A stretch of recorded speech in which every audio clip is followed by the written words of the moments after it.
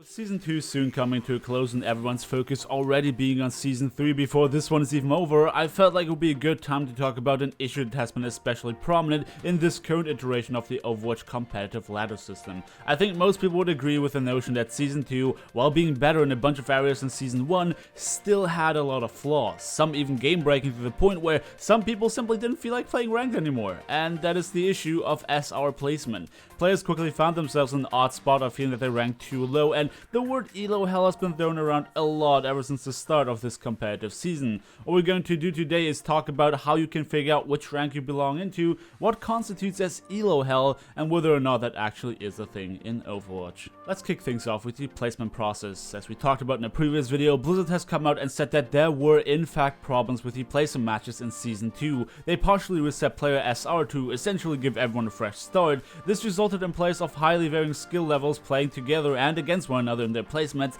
strongly influencing the outcome of those matches. This resulted in the balance and quality of matches being thrown upside down. To put it into after placement terms, we had situations where a player who belonged into Diamond would queue with gold ranks to play against Plats and Diamonds, making it exponentially more difficult for said Diamond player to perform well, tanking his placement and end result. But that's not the only thing that happened. Reports of players hitting rank 70 and above in Season 1 and now not even breaking through Diamond confirming it. What's been even more prominent than that was that players who belonged into a lower division would be caught in matchups with players who belonged into higher ones, or playing against players who belonged into even lower ones. This caused an enormous influx of players in the gold and platinum ranks, effectively meaning that you had people of strongly varying skill levels all in the same rank and far fewer in the lower brackets of bronze and silver. Now it goes without saying that a placement process that has been messed up so immensely at the start of the season would take a good while to fix itself, meaning that players would over time fall into lower divisions that they were supposed to be in the first place. The problem is obviously that you couldn't filter all of them out. Again, gold and platinum see the majority of the player base in their pools. With such a massive pool of players, you obviously also have a lot in there who actually belong into platinum and above, meaning that through sheer luck, somebody who's a confident player in the gold ranks somehow managed to sliver his way into high platinum and stay there. And that is kind of the motto of our current season: luck.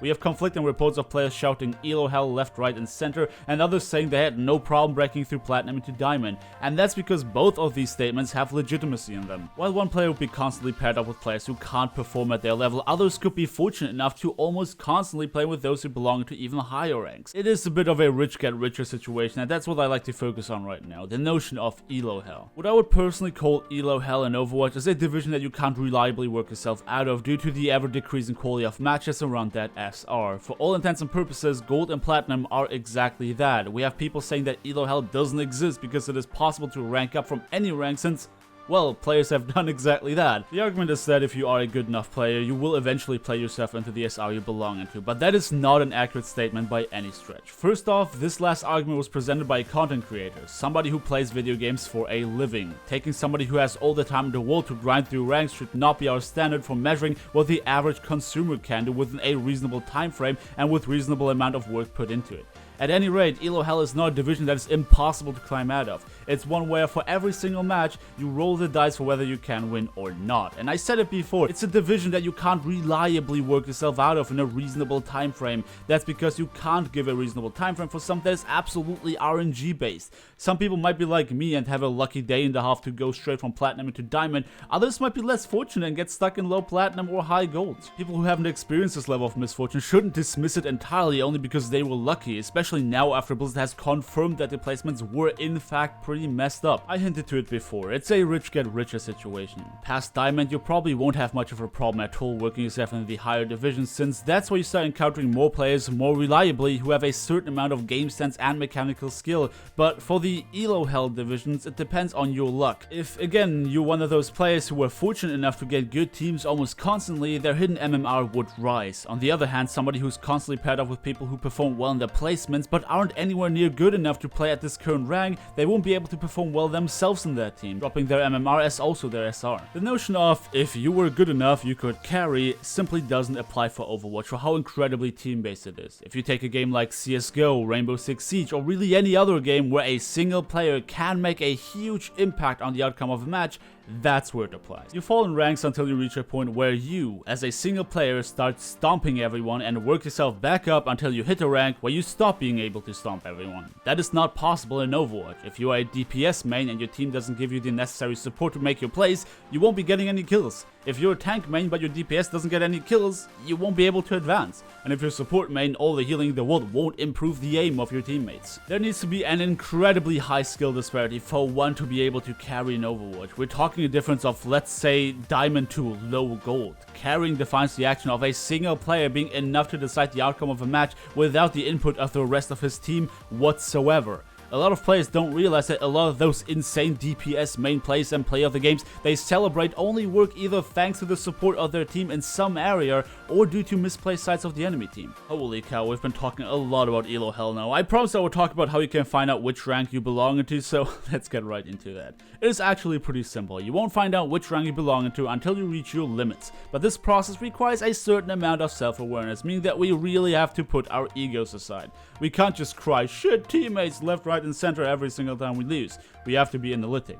You try to find out why you lost. If both teams are equally strong mechanically, the one with less misplays usually wins. That doesn't mean that your team was trash, it just means that a few things went wrong that could have been prevented. It is a little difficult for me to talk about because I know a lot of players already have this mindset of, oh, my teammates are always trash going into their ranked matches, but again, please try to go into your matches with a clean slate every single time. Here's the deal, if you play your strongest hero and every match becomes an incredibly exhausting drag because your teammates aren't playing properly, but suddenly match becomes easy because they do, then you've probably reached a mechanical skill that would suffice for a higher rank of where you are right now. If you play your strongest hero and every match becomes a drag because you have troubles keeping up, whether that be following up on your teammates' plays or keeping up with the enemies for that matter, you probably belong to a slightly lower rank. If every single match is entirely dependent on your team alone and you don't feel like your own performance changes one way or another, then you're either not putting a lot of effort or you belong to a way lower SR. What can help you finding out which rank you belong into is becoming really confident with a handful of heroes. I know, especially in lower SR, people keep shouting how you have to be able to play any hero, but as a matter of fact, you won't get anywhere near the higher divisions if you play every single hero alright and you're not great with any of them. If you found yourself a few heroes that you can perform extraordinarily well with constantly, it becomes way easier for you to compare your performance to your teammates and your enemies, and by that determine whether you're mechanically good enough to play at this rank, a lower or a higher one. So let's summarize what we've been talking about today. Our current competitive season is not a good indication for which rank we actually belong into, alone for the fact that Blizzard has confirmed they messed up the placement matches. Unless you broke through Diamond into Masters, you probably haven't ranked quite right one way or another. Elo Hell does in fact exist. It's not impossible to grind yourself out of it, but it's more of a time investment than anything else while rolling the dice for every single match. To find out which rank you actually belong into, you need a certain level of self-awareness. You need to be able to analyze your matches for what went wrong and compare your mechanical prowess to your enemies and your teammates. Generally speaking, you haven't reached a rank you belong into until you feel like you're simply being outplayed. But anyway, this is me done for the day, guys. Thank you everybody so much for watching. If you enjoyed the video, do feel free to leave a like on your way out, subscribe if you want to see more, and I hope to see you guys next time.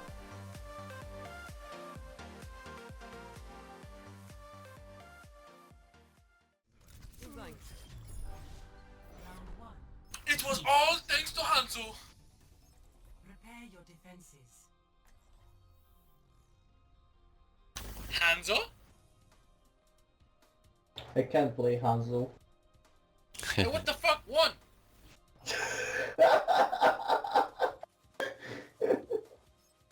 Take it. Vlad! What's up, bro?